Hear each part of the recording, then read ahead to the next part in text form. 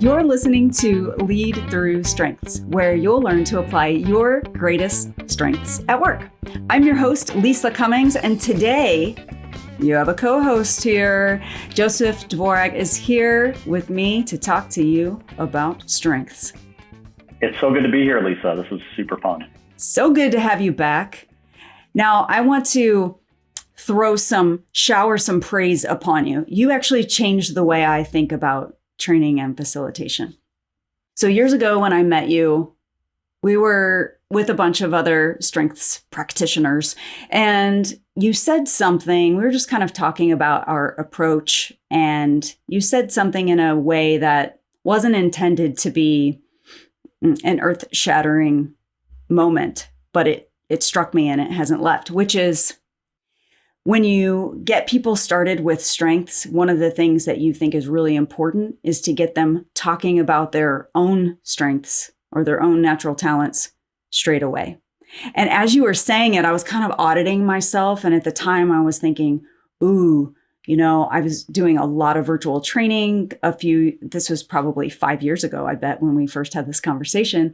And I was doing a lot of virtual training, but because the time was short, it was 90 minutes. I remember thinking, I need to do a lot of output. I need to get people to answer quickly, but move on to the next point. And I was not getting them really thinking on and talking on their strengths in the way that I had in an in-person session. So talk to us just about that approach. Why do you think it's important to get someone talking about his own or her own natural talents before they know all the definitions and they know all the nitty-gritty details in philosophy?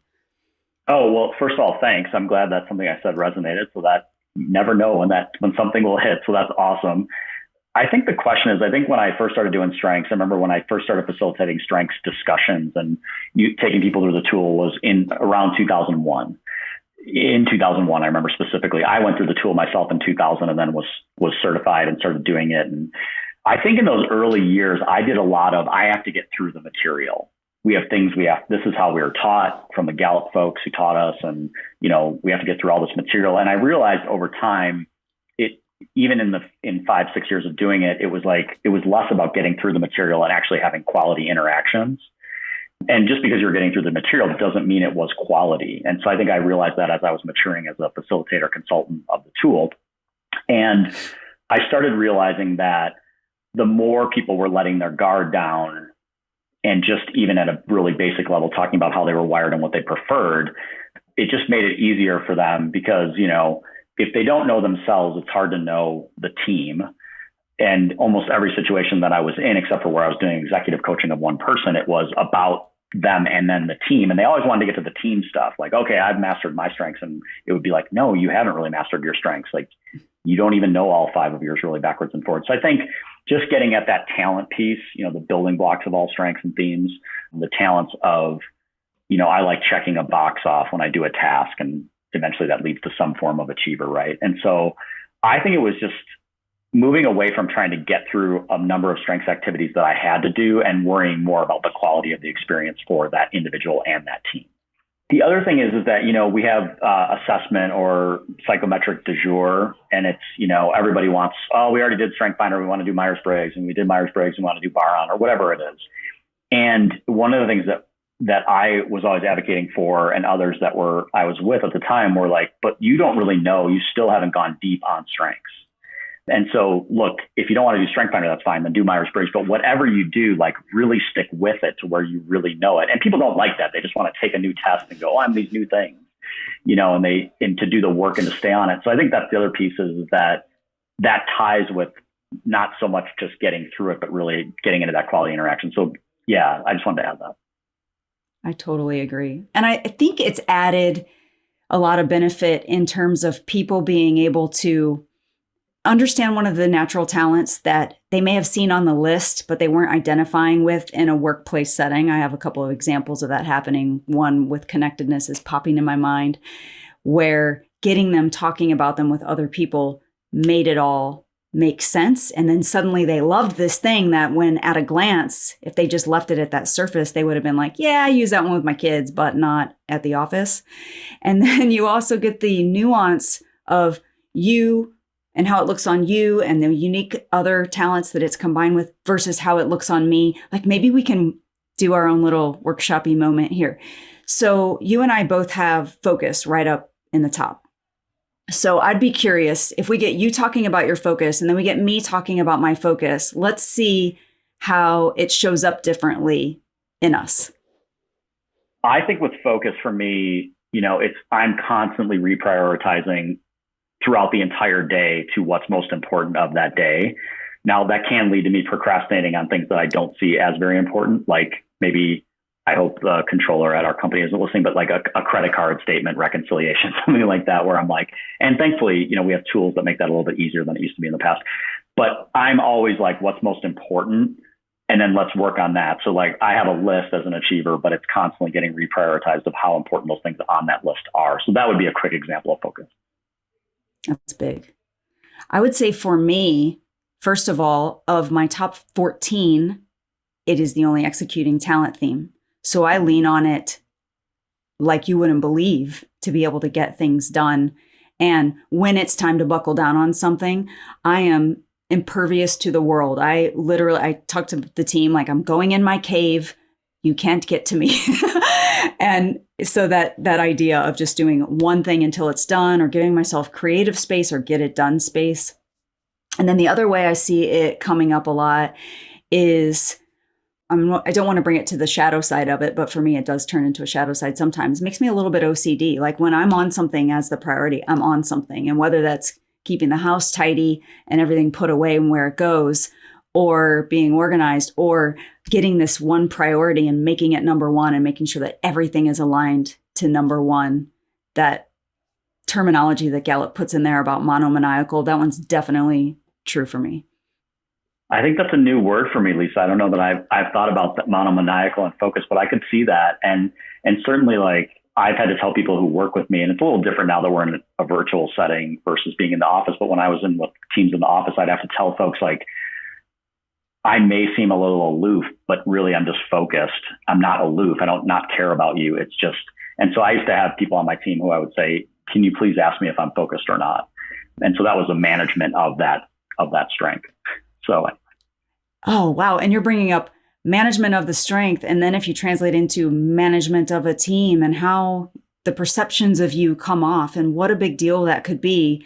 Now let's imagine if we circle back to the focus of the conversation originally of how do you get people talking about their strengths? How do you get people talking about their talent themes? And why is that important? Well, imagine if you're a manager and now you're talking about your strengths in a team building. And now I know that about you. Instead of thinking that you're an arrogant jerk and you ignore me every time I walk by, I think, oh, okay, Joseph's in focus mode. I need to make sure that we have time booked. I don't want to be an interrupter. It makes me want to honor what puts you at your best. And it makes me not tell myself stories in my head. Yeah, it's huge. And I think there is so much misconception of how people are wired. And I'll talk to people sometimes like who are frustrated with somebody else. And I'm like, it might not be about you at all. And it probably isn't most of the time. Right. And I've had to learn that for myself over my career. You are a really small thing in their world. Now, sometimes it is about you and you have to work it out, right? But a lot of times it's not, we always talk about strengths are not an excuse, but you do need to be aware of other people's strengths and your own strengths and how they might be interplaying. And we're all, as unique as millions and millions of people before anyone's even close to us. So that takes work. So I think you and I will always be busy with some stuff with strengths, I think. Absolutely. Okay. So as we close this episode, I'm going to think about what my takeaways are if I'm a listener, what I could be doing with this and how I could be using this approach of getting people talking about their strengths. So I'll go first. You can be thinking and give a few to end people with. I would say it doesn't matter, even if you don't have the facilitator in with you and you're a manager who just bought the book, StrengthsFinder 2.0, and you're trying to do this with your team. If you were to go into a session and try to focus in on the definitions and the technical aspects of it, it would be far less meaningful than it would be if you just got people talking about what makes them feel like they can show up at their best.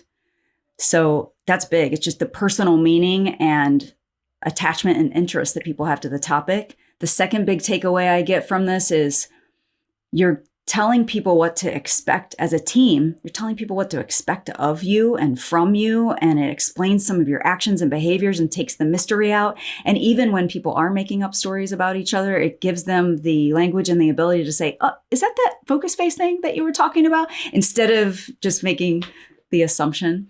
So those are the two biggest ones I'm pulling. How about for you? Yeah, I think I have one bigger one. So I think along the lines of what can someone do that has the books or has taken the test or as a follow-up is, one of the things that we've done a lot of over the years is just going through all the strengths, in a session. And that could be, sometimes it could take 3 hours total. Maybe you break it up into 3 1-hour sessions and you just say like, who has achiever, and people raise their hand, and, you define it quickly to say, these are go-getters. Their every day starts with 0 for them or whatever, and ask them about it. Like, how do you see that playing out? Like, you were talking about we were both talking about focus. And then where the real power comes in is where other people in the room can say, this is where I see that in you. So if you can get people, coworkers to affirm those talents in them, that's more powerful than when they realize it themselves in a lot of ways, because they're like, oh, people see this in me. And it's a good thing. Or, sometimes it's a challenge and we got to work through it. But I think about that as just going through all the strengths and asking people to talk about them, and then also having coworkers comment in it. And that takes some skill, but you can also do it and just do it and try to get something out of it. Absolutely. And you just made me think of one more that plays off of that in a way that is, I remember an event, this pinged me back to the event where I remember a few people who led through connectedness. 2 of them kind of pulled me aside on a break. This was in an in-person session. And they said, I don't really get this. I don't really resonate with this one. I'm not so sure that this one is me. So I did this thing, we call it the Strengths Mingle, and we just get people to hold up these cards so they could find a quick match, and they in person met up with the other 4 or 5, 10 people in the room that had that one. And in this moment, there were 2 people who thought, this just isn't me. I just think this one's wrong. And then they got in this group and they started giving the examples, just like the couple that we just gave. And suddenly they were like, oh, yeah, that's totally me. Oh, yeah. It's not just all about this mystery thing. Oh, yes, I have a big network. Oh, yeah, I see downstream effects and ripple effects of the actions. Oh, yeah, I'm always thinking like this.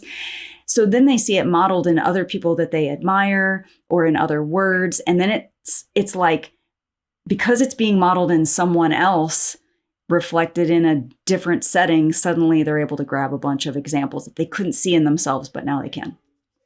Yeah, well, and we talk about it too. People sometimes get stuck in the label or the name of the strength versus the talents that are actually making it up. And they're like, well, connectedness, like, what does that mean and whatnot? And I have a person on my team right now who has connectedness, and it took him a little while, but I can, now when I'm talking to him, I'll be like, you're doing that connectedness thing right now. And he'll be like, okay, yeah, I get it. Making connections, seeing the big picture, that stuff. Yep. Yeah. I love how you also just said you're doing that connectedness thing right now. And it brought up for me how often the habit for people is, if you were saying you're doing that thing right now, it would be a negative feedback. But that's actually, right. There's that positive reinforcement. See, you're doing it right there. Oh yeah, that's good. All right, nice. And it didn't really take you any effort. It took you 15 seconds to acknowledge that as a leader. Well, when I think about getting back into, I was in an individual producer role, and, now getting back into a team leadership role again, I think one of the things that I try to do to differentiate myself as a manager leader is that thing that we talked about earlier, which is just really, if you can manage and lead to who those people are. I just don't think a lot of people have experienced that along the way. And I'm not saying I'm perfect at it by any means, still learning and trying to get better at it. And when you do any of that, people are like, I've never had this before, or it hasn't been the same or whatever. And so I think that's another important for that manager who's just trying to do something on their own, is to say, even if you just acknowledge people have these strengths and you're going to try to pay attention to that, I think that still is a 10% or less thing in the workforce. And that's a powerful piece for managers. Yeah.